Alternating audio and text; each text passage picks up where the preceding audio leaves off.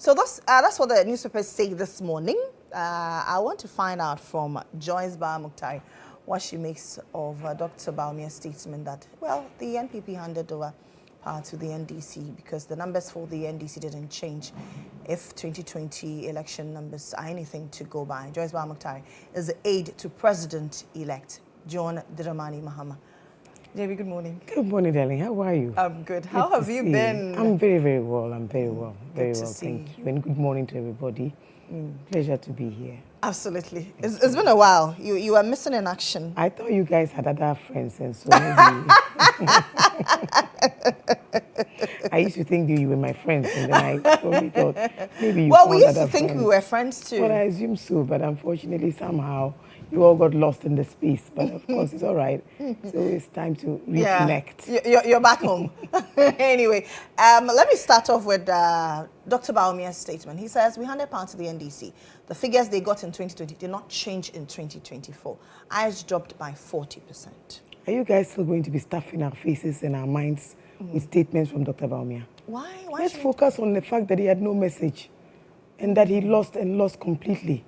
That is an utter disgrace to his campaign and to his political party.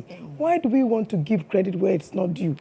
I've told you guys, and I've said it many times, we are not going to allow anybody to change the narrative, okay? We went into a contest of ideas, a contest of style, a contest of leadership, a contest of credibility, a contest of trustworthiness. We beat him hands down, flat out. Let's not change the narrative. In any case, that paper is owned by a totally discredited pollster.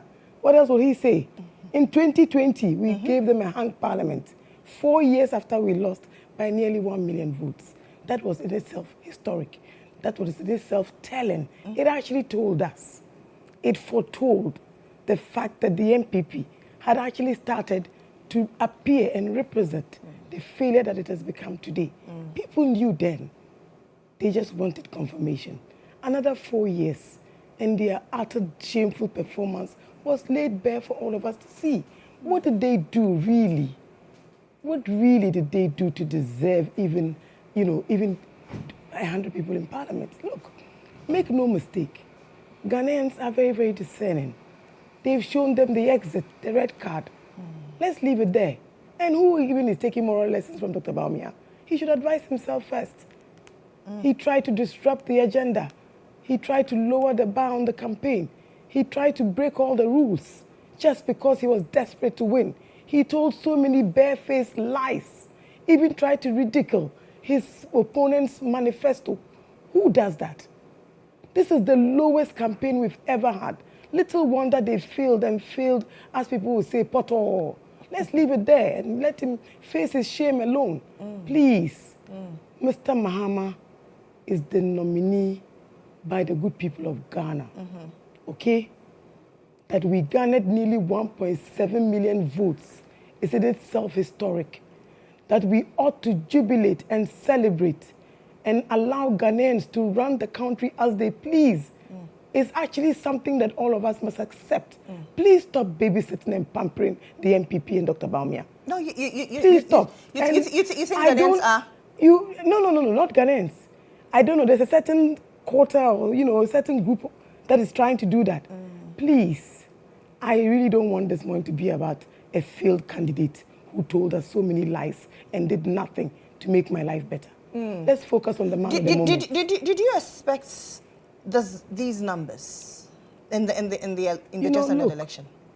I had no doubt in my mind in the run-up to the election that we literally had sold our message to the good people of Ghana.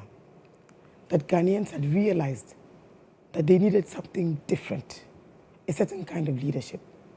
We knew also that it would require a lot of work, that going into the election, the race, we were the underdogs, with very little money, little opportunity, and even our friends abandoned us and wouldn't invite us to their programs to actually speak to the things that actually mattered to us. But be that as it may, we took 3 different tours of this country between 2022 and 2024. The first one went through, the second one was a listening tour, the third one was the actual campaign. Make no mistake, they turned Ghana into a crime scene. They failed to deliver on their promises to the good people of Ghana. That is all that it is. And when you look at the numbers, in 2016, they won by nearly 1 million votes. In 2020, they dropped to nearly 400 and something. In 2024, add the two together, people gave all of that to John Mahama in the NDC. So let's just focus. How different was the vibe in 2020 in the run-up to the elections? You know, look, I still believe that 2020 was a stolen verdict. That everything pointed to the fact that we indeed stood a very good chance of winning that election. But we live in a democracy, and the EC actually said that they had won, which is fine. But look at the reflection on Parliament, for example. We came back 4 years later in equal numbers. They've struggled ever since to find their beat. And it's largely because they had no message. They had lost credibility. They had lost favor. It is to the good Lord that we give all the glory, because you see, this is not by might. For all the terrible things that they did, for the attacks, for the malinations, for all of the efforts to utterly besmirch the image of John Mahama and to dismantle the NDC. I believe that God in his own wisdom had to actually give us this opportunity to liberate the good people of Ghana. You know, look, this is not about us. It really isn't about us. It's about those who queued out there to elect John Mahama as president. Naana Jane's nomination, how did we receive it? How did we respect it? How did we celebrate it? And we ought to bow our heads down in shame. Ghanaians know people who mean business. They appreciate people who care about them. They want leadership that also exhibits a certain sensitivity, a certain compassion. You see, the reason why the NPP lost, and lost so badly, is that they refuse to take responsibility. You can see, they're blaming everybody but themselves. Bawumia had no message going into the election. Absolutely no message. Prior to 2016, we had a spouse raining invectives on a man like John Mahama. If all of us even had a quarter-term president in our families, would we not respect them? Why would you allow partisanship to reduce us all to these sorts of people that we really shouldn't be? Culturally, Ghanaians are a very respectful people, okay? Ghanaians are very gracious people, and Ghanaians want to give their leaders maximum respect. And I say today that for the level of how they lowered the campaign, how they lowered the bar, just because they wanted to win and continue to run roughshod of ours, God has exposed them. Please don't read any headlines from failed pollsters to us. And that narrative will not change. Mr. Mahama today has won with a commanding lead, not just of 56.55%, but entirely controls Parliament. That must tell us something. We'll talk about Parliament shortly, but in your submission now, you talked about Professor Naana Jane. You're one of the very few people who, even on this platform, you were a staunch supporter of her re-nomination. How does it make you feel that Ghana now has the first ever female vice president? Proud moment, epic moment. I think this is what our mothers stood for and what they fought for. And I think that in all of it, Naana literally encapsulates all of our hopes and aspirations. Look, listen, for the first time, I think that only a progressive leader could have delivered this to the good people of Ghana. You know, why not? And I loved something she said a few days ago, and that her duty was to hold the door wide open. Naana was actually a senior prefect of Wesley Hills High School, so I call her Naana Sipe. And for some strange reason, we've literally almost been like friends ever since. Even though she's more like a mother figure, I can go to Naana Jane and talk about anything, ask her anything, say anything to her. And it's always been like that from the times when she was actually, interviewing John Mahama for programs, right up to when she became our education minister, through the first campaign, the second one. I think that somehow I draw enormous inspiration from Naana Jane's story. How different will her office be from previous ones that have been held? You know, I think that the office of the vice president can actually carve out a niche for itself. And so I'm hoping that she will carve out a niche that actually seeks to what? As Mr. Mahama says, to focus on the matters that actually bother on things to do with women and children, social justice, human rights issues, livelihood issues, the things that really matter to us. We all want to see her sit at the table and actually make decisions or contribute same in the ways that actually support our cause. And now we'll have Naana Jane, we have Her Excellency Lily Mohammed as soon to be Ghana's First Lady again, and many other women. Look at the campaign of the NDC. Look at the number of women, volunteers across the length and breadth of the country. Our former appointees, you know, many members of the party, the Council of Elders, many women. And I think that the best thing about this campaign, and every day I say it, we must celebrate the women of the National Democratic Congress. I believe that they did a yeoman's job. They took this campaign by storm. They walked the length and breadth of Ghana. They turned every nook and cranny. They visited every market. And you see, because these were not the major campaign teams, maybe we didn't actually pay close attention. But go to social media, visit their portals. It was all over social media. They were literally all over. Young, old, middle-aged, you name it. It was a beautiful strategy. It was a phenomenal strategy. It actually garnered very positive reviews. And you can see, and I want to hope that our volunteers will continue in the same breath. That even after we are sworn into office, we will continue to do so. You see, look, one thing we must never lose sight of is that there is another Ghana that is not Greater Accra region. True. That is not Greater Ashanti region. And it is those places that need us the most, like walking on the streets of Passa in Ketekrachi and finding out that the women folk had challenges with very low voltage, that they couldn't preserve anything, that they really, those who actually were in the food business were struggling even to keep up. They lost businesses because of low voltage. If you weren't a woman and you walked even through there, you probably wouldn't relate. So there's a way that women have a certain knack for the things that society really needs. And when women are fully empowered, the family likewise is also empowered. When women are able to survive and support their businesses, the same happens to women. You know, my sister, I've said it many times that nobody should take this narrative and change it. John Mahama worked very hard for this. He deserved to actually work on his legacy. He had to cement his place in the history of Ghana. More than anybody, he deserves to be celebrated. There is a raison d'etre for which God put him where he is. There must be a good reason why he lived to tell the story. And there's every reason why we must give him his salute and give him his respect. Please don't let any failed leader dictate the pace to us. When they were seizing toilets, when they attacked Nankapus on the compound at the seat of government, when they removed people from their V8s and vehicles, my kids were on their way to school. Someone had the effrontery to stop the vehicle and actually assumed that that vehicle was actually for the state. In fact, I'm still using the same vehicle. This is what they did. This is how low they sunk. We were here. It is their bad example that people want to replicate. And I am delighted that John Mahama has once more shown why I trust him, why I serve him, why I believe in him, to call everybody to order.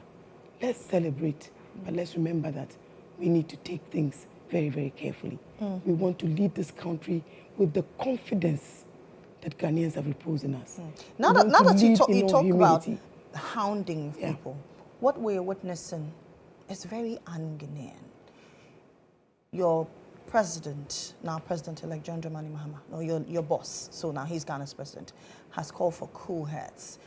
In today's meeting, is this something that will take center stage? Well, of course.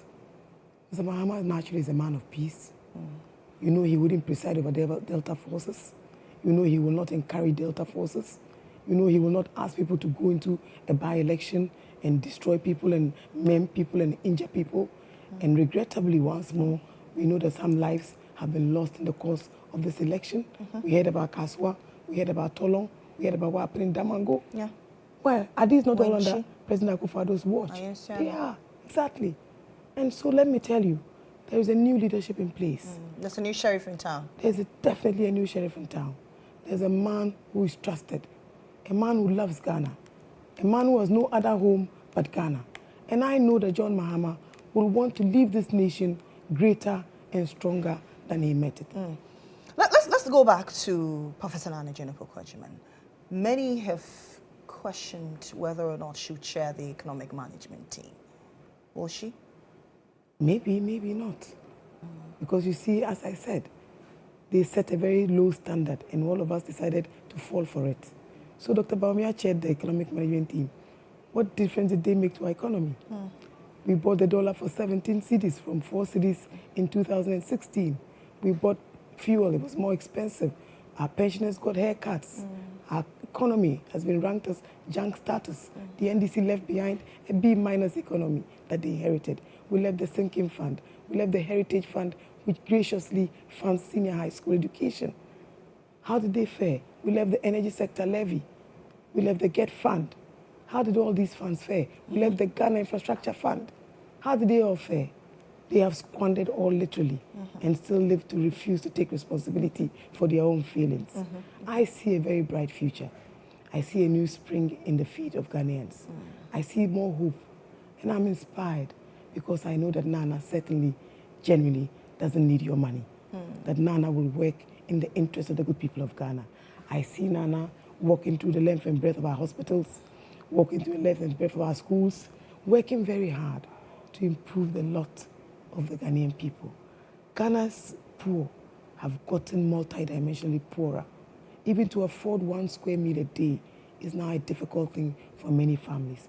Whilst a few people in Jubilee House with a very clannish mentality have fed fat on everything that is good and available and still refuse to take responsibility. Has Baumia stopped taking his salary? No. Has he stopped occupying that beautiful office? No. Has he stopped driving the vehicles the taxpayers have graciously made available to him? The answer is no. He has lost the election. He should actually eat humble pie and apologize for misleading the good people of Ghana into thinking that he was capable of fixing the economy. John Mahama faced doom so squarely and found a solution that was sustainable. He dealt with it and fixed it. That is what leaders are elected to do. President Mahama has put together his transition team. What is the transition team looking out for? We're looking out for just the sort of things that are happening now, where GNPC is being populated, where Ghana Gas is being populated, where many government institutions are being populated, GPHA. You see, I told you, they deconstruct you. They distort the narrative. And then they try to do even worse than they thought you were doing. So who took Ibrahim Mahama to court? And yet that was actually a special purpose vehicle. We have 3-4 different investment companies engaged in that negotiation that culminated in that agreement. They went all the way to the Supreme Court, right? Ibrahim Mahama's companies employ Ghanaians from all walks of life. Sure. Unemployment is currently 14.5%.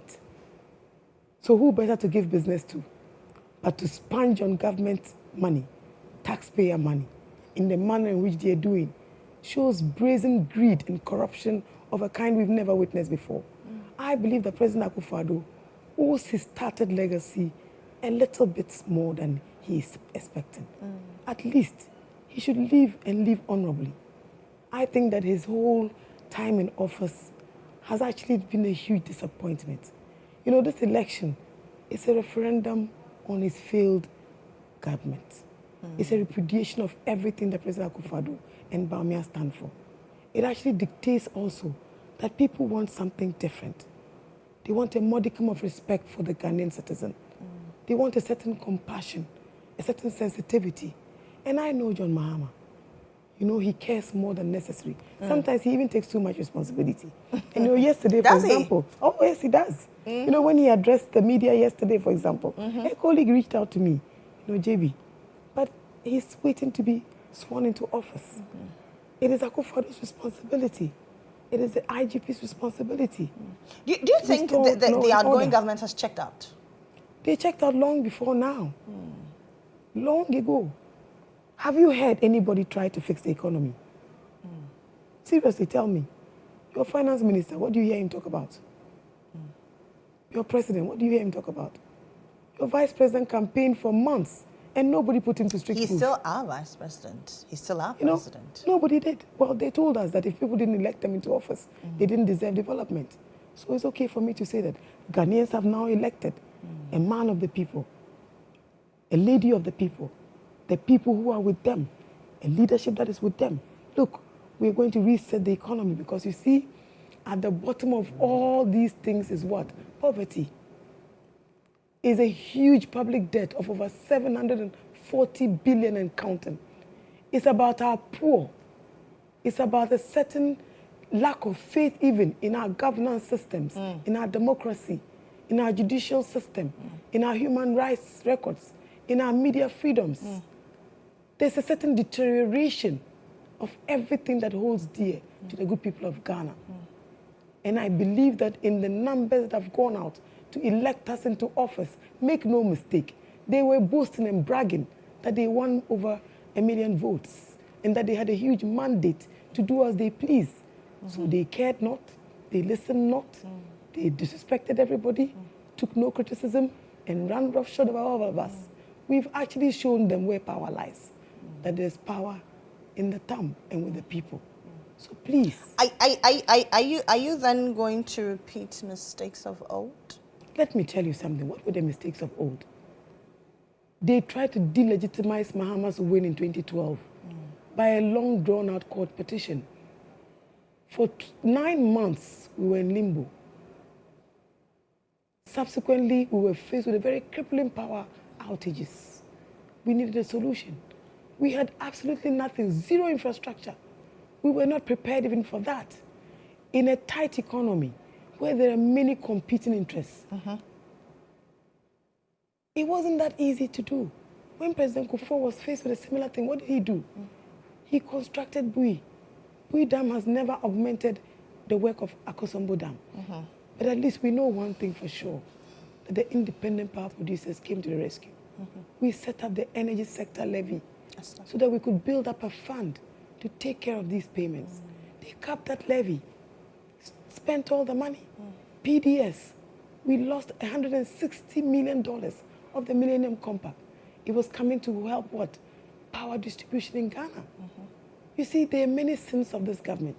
Palugu Dam, they told us a very barefaced lie. The single largest investment. How did that one fare? My sister, Akufo-Addo should not really be telling us anything about governance. Look at our governance institutions. Why do you think that suddenly everybody is so partisan? I had a debate on one of your platforms with somebody from VRA, and I asked him whether he was a member of parliament, whether he was elected for the job that he's serving on at VRA, whether he knows how Volta River Authority was even established. They expended $11.8 million on preparatory work for Palugu, and there's nothing to show. We want credibility. We want trustworthiness. We want leaders who will walk their talk. We want individuals who love Ghana. Do you appreciate the economic difficulties you're about to inherit? Better than anybody, I have traveled with Mr. Mahama 3 times, 4 times, 5 times, 6 times. I've seen the level of poverty. I've seen the level of degradation of our forests. I've seen the level of deterioration of our road network and infrastructure. I've seen the abandoned projects. They told you that the 126 E-blocks were in bushes. Go to the Upper East region to Bongo. The Agenda 111 hospital is 5 minutes away from an E-block. They carried out a grand deception. We were told that they were not coming to look for our money. Where's the money? I hope that Ken Ofori-Atta is preparing to account for all the transaction fees and whether or not those fees were justified. We do have a lot of problems. $58 million on the National Cathedral. There are many lawsuits for people who lost properties. Even the Office of the Chief Justice is suing government. And they're leaving now and leaving all these debts behind. We still have the pensioners, bondholders, their monies that were never paid or repaid. How do we pay all of those things? We actually appreciate the enormity of the day. And in the next few days, Mr. Mahama will be making some very profound announcements as he starts the preparation to kickstart his The overwhelming numbers in the just ended election is an indication of high expectations. Should Ghanaians lower their expectations? You know, the enormity of the day is actually upon our shoulders. And I feel it in all humility. And you know, I'm always reminded that this is actually a legacy opportunity for John Mahama to live and make a mark. That his name will be etched in the sands of time will actually be determined by how he runs Ghana over the next few years. I am still hopeful. I am inspired. And I'm looking forward to the requisite impact. Our young people deserve better. Our middle-aged people deserve better. Our older people deserve better. I think the entirety of our society deserves better. So if Mr. Mahama does one thing, that is even to give us what? A stable economy, to improve upon our industries so that we can create jobs. If he finds the $10 billion to invest in the big push agenda, at least the private sector will breathe again. I think these things will help. Now we have majority in Parliament, a clear majority, well over the 2/3 required. The constitutional amendment review process should be revisited immediately. People are very interested in that. You know, we must give... What in particular are you looking to review in the Constitution or amend in the Constitution? Don't forget that wasn't our decision. Ghanaians actually told us what they wanted. And historically, we now know that Ghanaians know what they want. True. They want to You mentioned Ghanaians are very discerning now. Absolutely. They want to put a feather on the powers of the executive. They want clear delineations of the separation of powers. They want a stronger parliamentary system. Because you see, you can tell that one of the best cameras of our democracy is the House of Parliament. And so now that we have this very clear, phenomenal, and outstanding lead, I believe that it must count. There are many taxes, nuisance taxes, that we also spoke about. The COVID levy, which we ought not to be paying. The e-levy, the betting tax, the emissions levy. These are matters that need instant attention. And so with the numbers we have in Parliament, why not? Foreign direct investments at an all-time low. Little wonder then that we have challenges with jobs and job creation. There is a renewed hope, and I know that many investors will return. They all left Accra, left Ghana, and they are moving to Ivory Coast. They're moving to Togo. What is the reason? We need to be more efficient. We need to be more conscious of creating enabling environments. Right. We need a stable currency so that businesses can thrive. We need certainty. We need to work to fight corruption. And many people greeted our message of the Operation Recover All Looted Assets and Monies. And I would have hope that in the next few days, really, or the next few weeks, the coming days, we must start putting things in place to start these investigations. We mean business, my sister. And time no day. Absolutely, time no day. Now, President Mahama talks about capping his ministers to 60. That's such an enormous task. Will the new sheriff vary his promise? You know, let me tell you something. There are many agencies, many ministries that we created that do absolutely nothing. And all of us now know that they've contributed nothing even to our governance. I mean, look around you. They told us they had constructed 12,000 kilometers of roads. Where are those roads? We haven't seen them. They don't even exist, really. Go to the Western region, and I'm happy that they've elected duly to vote them out. Look, very close to where that statue of President Akufo-Addo sits, they've destroyed, completely stripped all the rules around there. The grand deception agenda was grander than we imagined. From Takrady all the way. That's what the Western region is. The Western region is home to big investments, oil and gas, cocoa, rubber, name it. Go there and see. Oil palm. Oil palm, everything. What have they benefited? When you look at the Statistical Service report, the Western region has gotten poorer by 20% over the last 8 years. And this is the story. This is the summary. That only a few people have gotten rich and fat on our proceeds. And nobody was held accountable. None. And never did they take responsibility. And I'm hoping that when Mr. Akufo-Addo finally hands over, he will deem it fit to express regret about some of the things that he really could have dealt with, but didn't. I think it was a missed opportunity. You talked about the various taxes, e-levy, emissions levy, and all the COVID tax and all the other taxes. President Mahama has said that in his 120-day social contract, he will abolish all these taxes. How soon should he expect it? Well, now we have majority in Parliament, a clear lead. I believe that the minute Parliament reconvenes, you know, we have a lot of formalities over the next few months, right up to January 7th and beyond. I'm hoping that the minute the 9th Parliament is set up and sworn into office, we mean business, my sister. I've told you. We must make Ghana governable again. We must make Ghana great And you're strong. not going on a honeymoon? Who needs a honeymoon when there's work to be done? And Mr. Mahama knows that. There's a lot of work to be done, a lot of heavy lifting. Look, in the next few months, people must at least see that their Satana is improving. People must see that the hope that they've reposed in us is worth their time. People must realize that the inspiration that they've given all of us is for us to do better. And in all humility, we appreciate the exigency of the day. You know, Ghana is even in an IMF program. Yes.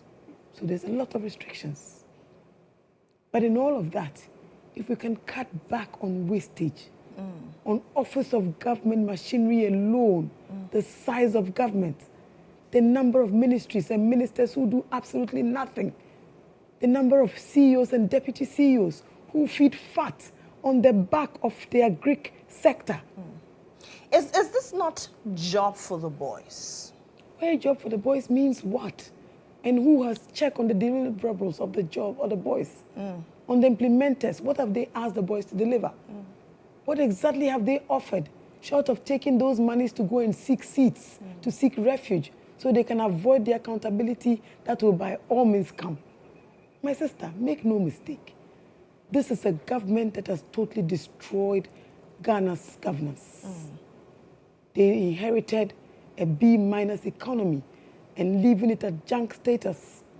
They told you and swore off the IMF, swore off the World Bank, and spent all the time borrowing until they were literally locked out of the markets. Where is the social contract that they signed with us? What they offered is what they delivered. It is a reflection of their failures that summed up the abysmal performance of Dr. Mahmoud Bawumia. And please, entreat him to show humility for his failings, for the fact that he campaigned for months with no clear message. Digitalization is a process. It's not an event. It's not a daytime event or one-off policy. And we set the tone with the e-governance project. And look at the court system that we have now. That was phenomenal. That was revolutionary. The automation of the port infrastructure started years before he even became vice president. Don't let them change the narrative.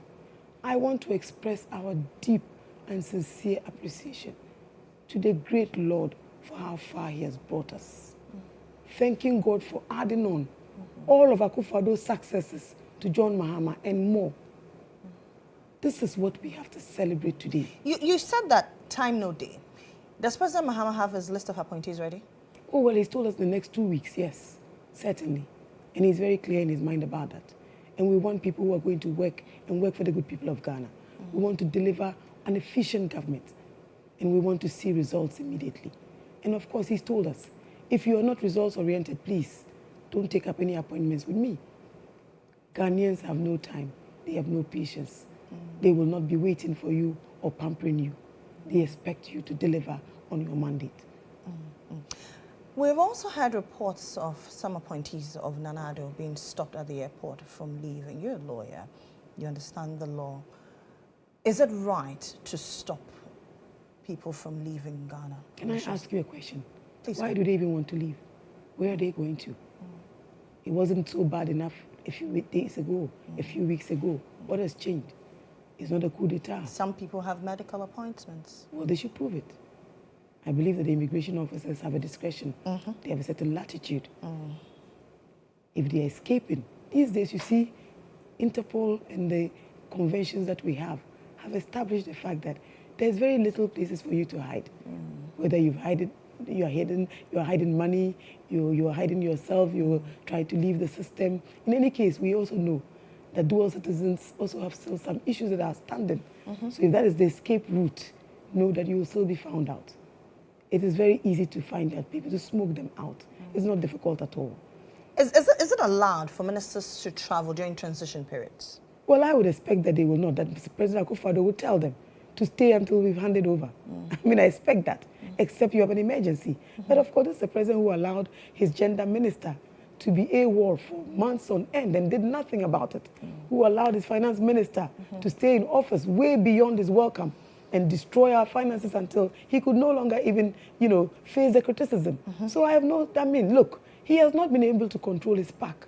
That has been one of his biggest failings, that he simply could not instill discipline, that he defended everything they did, and so why not? Now that he actually has no power, I am sure that it will be very difficult for him to control them. But look, be that as it may, they will be smoked out. There is no escaping accountability.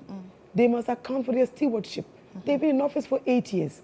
They never stopped boasting about the fact that they had a mandate to run Ghana. They told us about Ghana beyond aid and hid behind it to steal all our money. They told us about working very hard to put their lives on the line for Ghana. The only people who benefited is Akufo-Addo and his family and friends, nobody else. You touched on gender minister. Let's talk the gender card, right? I look at the transition team and I see just one woman. President Mahama, in his speech at his residence, said, Professor Naana Jane has opened the door for all women. Yet I see just one woman in the transition team. Has the door closed? Well, the door will remain very wide open.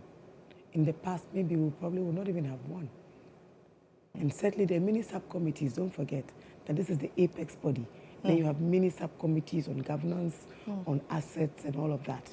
So certainly there will still be more names coming up over the next few days. And you know, there's also a certain, you know, delineation in the act. So you look at it from the terms of the former chief of staff, who of necessity has to be there because he has a history of what was in government when we left. So there's also a reason why this is the list we have. And then there's also a strong interest in governance. So you see Professor Ahoy, and then the secretary is also another expert in local governance. So this is actually a certain microcosm of the numbers that we're going to have. And indeed, we're actually working on a list of subcommittees. I think that there are many other young and middle-level women who will be serving on these committees. And don't forget, there's room for many of our volunteers who will continue to work and, you know, in and around the supporting the work. Don't forget that they will need a secretariat also. And so there are many people. Are you looking at meeting the 30% threshold in President Mahama's administration? I hope he will do more even. Okay. I hope he will do more even. And please, sisters, when they offer you the jobs, do well to accept. Please come on board. And I think that, look, you know, I told someone recently, when I came onto this job, there was no template. How many years later? I believe. Don't you think the unnecessary bastardization of women deters us from accepting roles in governance? I have survived it. You can too. Many women ahead of us have survived it. Naana Jane must have gone through a lot on the University of Cape Coast campus. She's lived to tell her story. All the women we know, all the women we admire, all the women walking the length and breadth of Ghana, I'm sure if they shared their stories with you, you'll probably never leave your house. Somebody has to stand up for us all. And I believe that that is even more important. And let me encourage every woman, if you're offered an appointment, please take it and do your very best. Your very best. I mean, how are you going to tell me not to speak out? How are you going to sit on my happiness? I've come under a barrage of attacks for criticizing the Honorable Afenyo Markins when he took Naana Jane on, and for celebrating the fact that the Central Region has shown him the red card, that he will return to Parliament with an absolute no caucus. Now, I don't know, how would we describe his leadership in Parliament? You understand? But the attacks will come. The knocks will come hard. Even from some of the men that you expect better from. Absolutely. It will come. In your day job, you get it. If I told you my story, if I were to share my story, I'm sure people will be shocked. Yes. Every day you get undermined. There's so much treachery. But I'll say one thing, that John Mahama, oh my goodness, that guy is something else. He has continued to inspire me, to encourage me, to motivate me. Don't forget, I also came under attacks for even being his family member, albeit an extended family member. well qualified, a member of the NDC, no less. And yet I got a lot of it, in and out. So look, we all have very harrowing tales. But there are also those men who support us, who encourage us. And we must not lose sight of the hope that they also have in us. Our sons, our daughters, our husbands, our colleagues at work. And I am very lucky. My colleagues have been amazing, so supportive. There are times when I've woken up and wanted to resign. They have actually been my support base. And so make no mistake, it will come. It won't be easy, but you will have support. Don't forget that sometimes even as women attack one another, they're very unforgiving, very judgmental of each other. You understand? So make no mistake, a woman like Naana should be celebrated any day. Charlie, to be on that campus all those years ain't no joke. No. To come into politics as education minister is not a joke. To defend John Mahama all these years is not a joke. And now history is being kind to her as the first female vice president. Absolutely. And you remember when Mr. Mahama was leaving office, he told us that because he was so well-intentioned, he was hopeful that posterity will be the judge. But Ghanaians have given him all of that and more. I salute him today for his leadership. I celebrate him for standing tall. I celebrate him for maintaining Naana Jane. For Nana's stoicism. The criticism came long and hard and painful to listen to and to watch. And from quarters that you would expect better from. She stood her ground. And she stood to be counted. And hopefully, when the history of our days have been counted one day and written, she will be etched in gold. And John Mahama, more or less, largely for his progressive thoughts. Okay. I mean, Naana alone represents about 50% of the constituency. I think that should be something that we should celebrate. We should celebrate enough of that. Let's come back to the transition team again. Prof. Senin was in your seat a while ago before you came in, and he's raised concerns about no security person in the transition team, and that is a cause for worry. No security person? Yes, in the transition team. I've told you, we have many subcommittees. You know, sometimes I think that people want to put Sansa in our gari. We no go agree. So you think, with all due respect to but these are aspects raising concerns, especially with the current situation we have on our hands. I say we no go agree. You no go agree, yeah. Okay. I know there are many subcommittees. There are people of varied expertise and experience, and I know that there are many people with experience in security, and all sorts of them walking in our corridors. So I know what I'm talking about. Let's head back to Parliament. You have absolute majority. Many people say you will abuse it. Should these people have cause to worry? We are there to work for the good people of Ghana. Those who elected us into office and enforced the whole numbers in Parliament actually completely erode the story that you read out to me when I arrived here. You understand? It actually puts paid to that debate. In the parliamentary elections, in many of those constituencies, we also won in the presidential race as well. And you can't tell me that only NDC members were out there to elect all those members of parliament, you understand? Even when they realized the enormity of the debacle, they tried very hard to go out there using security, using their thugs to try and overturn some of the results. In fact, in some places even, the coalition officers were held to ransom. Some officers of this EC themselves came under serious attacks. Look, this is the day the Lord has made. We will rejoice in it. We will use our numbers to work in the interest of the good people of Ghana. Do you remember how difficult it was to have things passed in Parliament in our day in office? This is what Ghanaians have established. They saw the hung Parliament. People behaving like spoiled children. acting very immaturely. Imagine we didn't have an experienced hand like the Right Honourable Alban Sumana Bagbin. If something was good under Michael Kwe, why was it wrong under Sumana Bagbin? Why? Their inconsistencies is also why they've lost. I'm sure even the electorate know. Their constituencies probably figured that their members of parliament were completely inconsistent.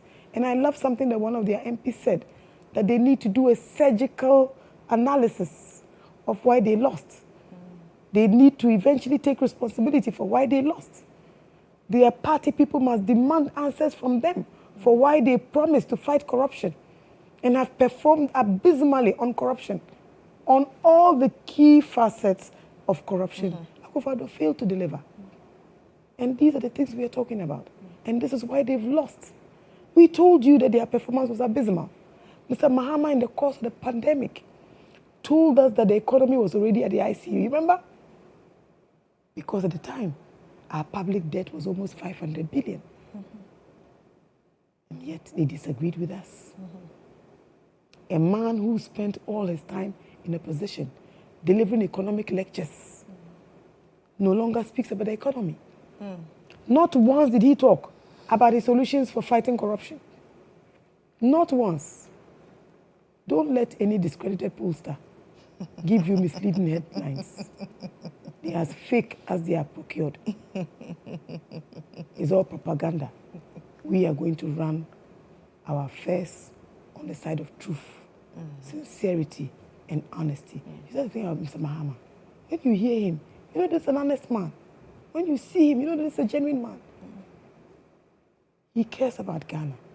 He will deliver for the good people of Ghana. What will a Mahama Chapter 2 look like? How different will it be other than his Chapter 1? More efficient, fairer. At least we don't have Doomsaw anymore. And of course, with a resounding win, nobody is going to the Supreme Court or any court for that matter. So we will be focused. There are no distractions. And you will have the very best team to support him in that endeavor. I have no doubt in my mind. And when I look in the crucible, by the time Mr. Mahama investigates all of these acts of unbridled greed and corruption, many advocates will come to the table. Many of our CSOs knew that there was a lot wrong with our government. I know that they will stand in to support us to deliver. I know that the good people of Ghana will stand in to support us to deliver. I know that God himself, in his own wisdom, will continue to guide us so that Mr. Mahama will leave an unparalleled legacy. What Akufo-Addo and the NPP tried to deny is what Ghanaians have re-established, as established by the good Lord. I know he will deliver on a better economy because John Mahama is a modest man. I know he will deliver on better social services because he had started and left behind enormous infrastructure developments. Google him today. You will be told that this is a leader who tried to build on Ghana's infrastructure. It is how he got the name Nation Builder. They told you that we didn't eat roads, that we were not going to eat those buildings. What did they do? Let's praise Akufo-Addo for commissioning 88 projects in one day. Really? I'm delighted that Ghanaians have put paid to the lies, to the propaganda, that Ghanaians have exposed them and they've fallen on their own sword of Damocles. Mr. Mahama is a credible leader, investigated by his own successor, who should have known better. What are the sins of Akufo-Addo and Bawumia? Many sins, too many to count. And in the coming days, we will actually be speaking largely to many of these allegations. Are Akufo-Addo's brothers not working with him? Are his daughters not in government? Are they not getting sole source contracts and agreements and promoting same? So why should President Mahama's brother not run a successful business? And this business was there long before now. Sure. It has survived 8 years of Akufo-Addo. My sister, I think that we should be fair. But this joy is something that we will not allow anybody to take away from us. And certainly not Dr. Mahmoud Bawumia. How soon should we expect the scrap of the ex-gratia? Is there a document in the offing? Oh, my sister, he's told you very clearly that his appointees will not be exigible to ex-gratia. And Parliament will be doing the next set of it. I don't know if we're going to go all the way back to start all over with the constitution review process. We have the government white paper. So the job is almost done. Note that there was a history to this, that the Article 71 list was exactly what it was before 92. Today, we have a large number. I hope that all the stakeholders will agree that this is the time to move away from this. That those monies alone could actually be invested even in poverty alleviation measures. We need to do that. We need careful reflection, sober reflection. Things must change. And I believe that the buck starts with the new government. I agree. Now, in the run-up to the elections, a number of your colleagues in the NDC registered their mistrust in the chairperson of the Electoral Commission, Jean Adequate-Mensah. In her declaration, the final thing she said was, it is finished. Is it finished for her? Will the NDC remove Jean Adequate-Mensah? Well, you see, let me say something that I wanted to say. That in all the conversations we've had so far, I mean, we talked about the partisan nature of that commission. We spoke largely about the biases displayed by Madame Jean Mensah herself, her prejudices and all of that. I would have thought that she would resign after the declaration. So if it is finished, they say Agbe now. Maybe it is Agbe now for her. I don't know. Okay. You understand? But genuinely, considering the feelings of that Electoral Commission as it's currently composed, what do you expect? But you see, from a very professional perspective, and if we genuinely want to move forward and close this chapter and begin a new chapter of a clearly very independent EC as the Constitution intended, let's put out what we want. Let's advertise. Let's vet them.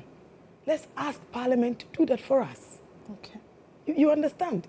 So we clean out the partisan outlook of the EC. Dr. Apiahini, so Dr. the president should not appoint Dr. EC chairs again?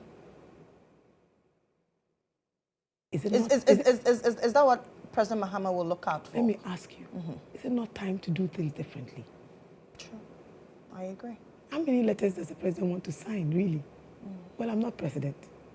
You understand? Is this something you're going to suggest to him? You're his aide. Well, we have all these conversations. And, you know, I always say to people that the beauty of Mr. Mahama is that he loves to listen to ideas.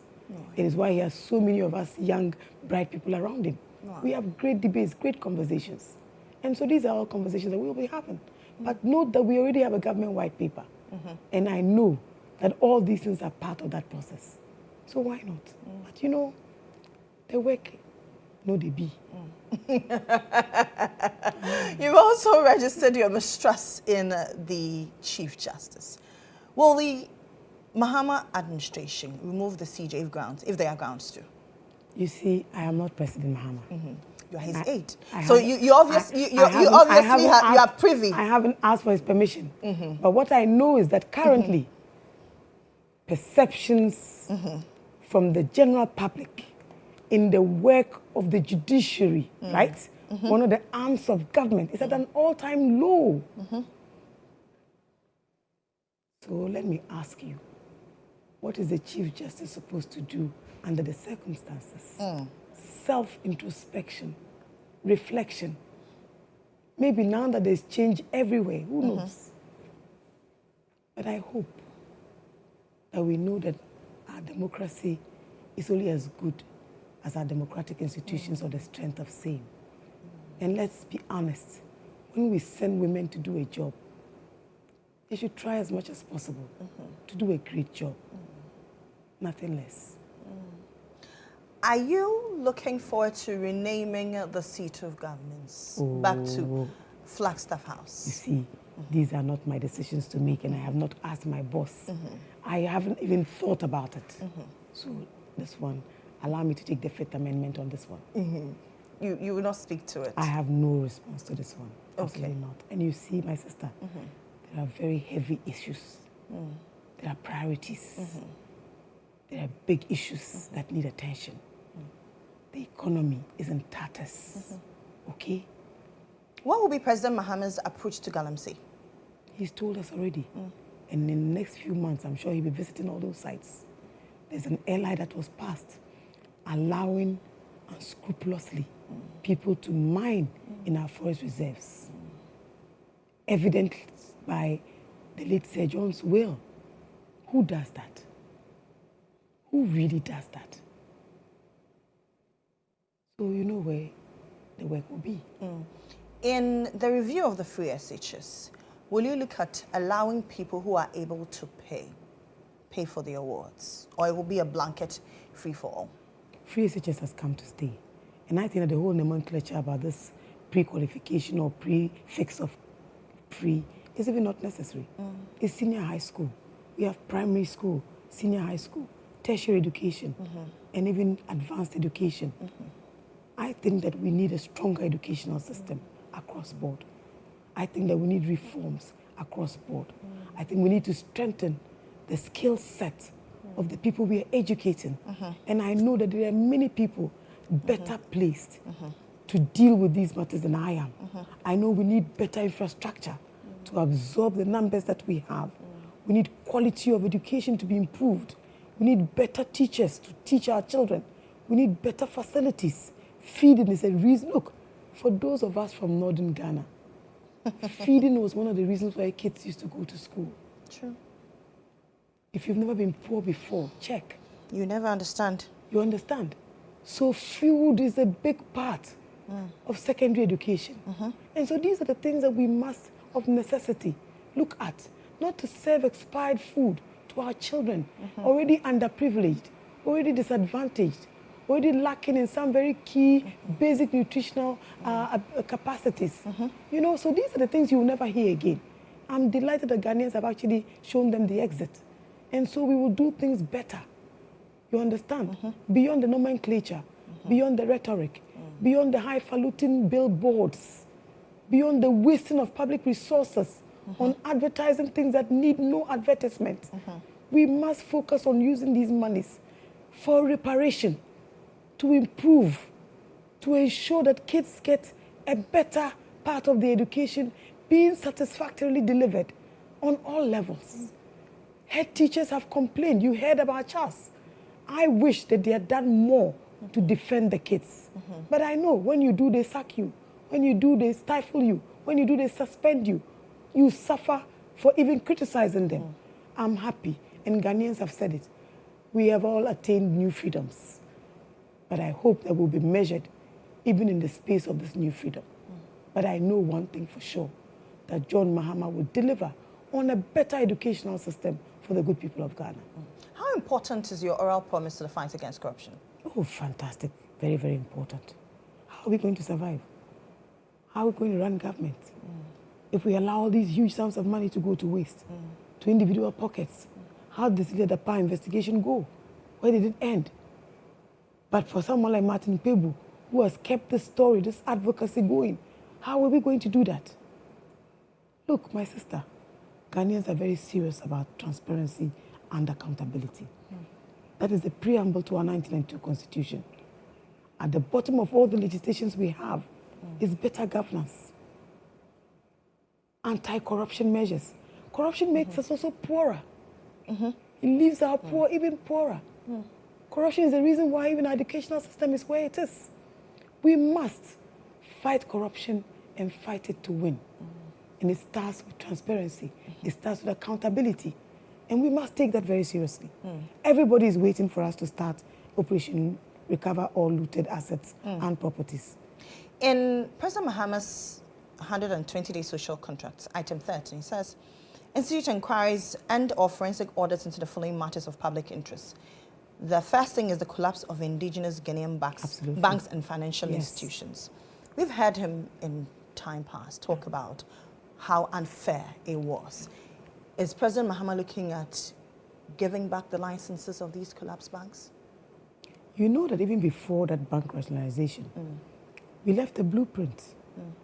There were going to be far-reaching reforms before we left office. True. I'm sure we'll revisit that subject. Only those who are well qualified, only those who are willing to follow the rules and regulations, only those who are willing to hold the fiduciary responsibilities as the Bank of Ghana Act enjoins them to do, will actually be allowed to operate. It is not going to be a carte blanche or literally a blank check. You understand? But certainly, a lot of our indigenous banks collapsed under those circumstances. Note that there was a bank that was actually doing very, very well, but their license was revoked for no reason. And there was no due process, if you remember. In the aftermath, there were some prosecutions, but not all of them. But how about the ones that were not prosecuted? Why were the licenses not given back? The number of jobs that were lost. In some cases, you know that couples were both bank workers and both lost their jobs. And what efforts were made even to reassign them to other jobs? Nothing was done. President Mahama, after 2016, mentioned that he stayed in Ghana to subject himself to probity and accountability. After the loss of the NPP, even after the transition period, do you expect that the flag bearer of the NPP, the outgoing president, and other appointees will stay in Ghana to be subjected to probity and accountability? Well, I mean, you should be asking them. I think that they have been our trustees now, custodians of everything in Ghana for the last 8 years. If they don't owe anybody, they owe it to themselves. And I keep telling you that I hope that they can stand as tall as Mr. Mahama has when the spotlight is actually shone on them. Let's talk about Parliament and the losses. Which one shocked you the most? You know, I don't think that any of them really shocked me. Really? No. The big names, none of them? I was expecting it. It was a tsunami. And you see, when the headwinds are blowing, so they're blowing against you, you can't withstand the weight of it. And all of them have been affected by a proper rationalization, a proper repudiation of everything that Akufo-Addo and Bawumia actually represented. You see, they knew they were losing. They just didn't realize the enormity of what was going to come. But look, I've visited every constituency. Their arrogance, the impunity, the disrespect, it was just too much. Was it an evidence of posterity judging in your going around the various constituencies? You say you've gone around all the constituencies. Look, when you were watching, you were following, we had people from your media house going with us. They heard, they saw. Beyond what was available was also the emotional pain, the psychological suffering, beyond the hardship. And the fact that you suddenly had leaders who simply didn't care. Otherwise, why would Bawumia run a whole campaign of lies and be in a very poor environment and forget to talk about poverty or measures to alleviate poverty, and yet expecting the same poor person to go on an hungry stomach and elect you into office? Why would you do that? Or speak to very poor communities and tell them that people, talk about religion, talk about tribe, and all these unnecessary things that really don't put food on the table. I think that, it was bound to happen. And most of their MPs, some of the decent ones, have suffered because of their very bad leaders. A few of them who were my friends were pretty decent members of Parliament. But you see, the truth about life is that when you have bad leaders, it's a reflection on all of you. We can never say that about John Mahama. Look at it right from the days of Professor Mills, right from the days of Jerry Rawlings till date. When has the NDC not had good numbers in Parliament? Even at the time when they won, and won convincingly, we held sway right through till 2020. And today, Ghanaians have given all of the numbers to us for good reason, for better accountability, for more transparency. It means that they want to give more power to Parliament. It's a reflection of what Ghanaians expect, that we will work in their interests and work for them. So if you come in as a president, you come in as vice president, and you carry this grand deception of deceit and lies and propaganda, spend all your time focusing on your opponent, you will not hand over to a one-term president. You will not hand over to a man that you beat, forgetting that the man beat you too. You understand? A very low kind of, conversation that is totally unnecessary. God had to humble President Akufo-Addo, and God had to humble Dr. Mahmoud Bawumia, and by extension, Madam Samira, also Auntie Rebecca. I will not say because that's why she's just like my mother, Auntie Lodina. She minds her business. And I think that we need to see more of our spouses, of our leaders, exhibit this motherly outlook, be support systems for all of us, carry themselves in the way that they are above reproach, even though they subjected Auntie Lodina to a lot of criticism, even by Akufo-Addo himself, that Auntie Lodina was actually awarding contracts. A barefaced lie that was never proven until date. Nobody can prove that anyway. Do first ladies play any role in governance? Well, you know, if you ask me... Should we review that? If you ask me, if, for example, that I, a working woman, were First Lady of Ghana, I'll continue working in my day job. Okay. Every now and then there might be a need for me to come out and support my spouse. Why not? On some occasion to accompany the spouse somewhere. Why not? On some occasion to go out there and undertake some social responsibilities because the main spouses are not available. But the beauty of it is that now we have a second woman, vice president. Would you take up a peculiar role in government? Or you still want to serve your boss? You know, as my boss, it doesn't matter where I go to. I will always serve him. You understand? Always. I think that John Mahama is a great man, a great coach. I'm better now because of him. You know, I used to be very sensitive. I mean, I'd cry like all the time. You know, there are times when I walk in and you say, oh, Pachebi, but this is nothing. You know, so I think that for that alone, I'm eternally grateful to him. And I thank God that I stayed the course. I mean, can you imagine not being part of this history? How would you feel? You'd have felt really bad. Are you then going to be one of the people, since you talk about history, that we want history to be kind to? Is this something that you're looking forward to? Do you want to be Ghana's first female president? Hey, you this girl. Don't come and look for Wahala. Don't bring me trouble. I am always just of service, you know. That's a service to the nation. I have my mantra. Me, Adishitu.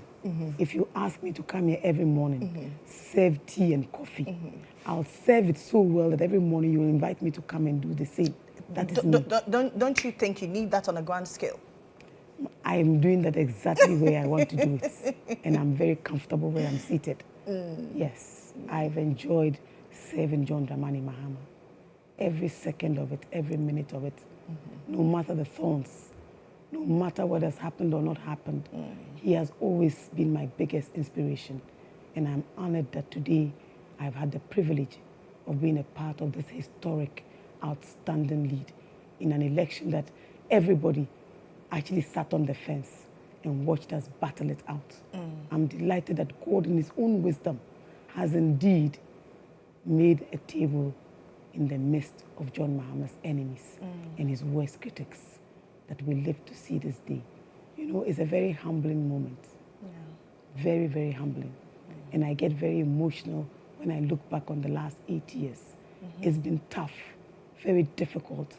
I mean, 2017 was so hard. Everybody was only out there to accuse Mr. Mahama of one thing or the other. The criticism was swift. So swift and very painful sometimes to watch. God had to find a way to lift his son. And I think that God has done it in a very beautiful way. You see, in his own time.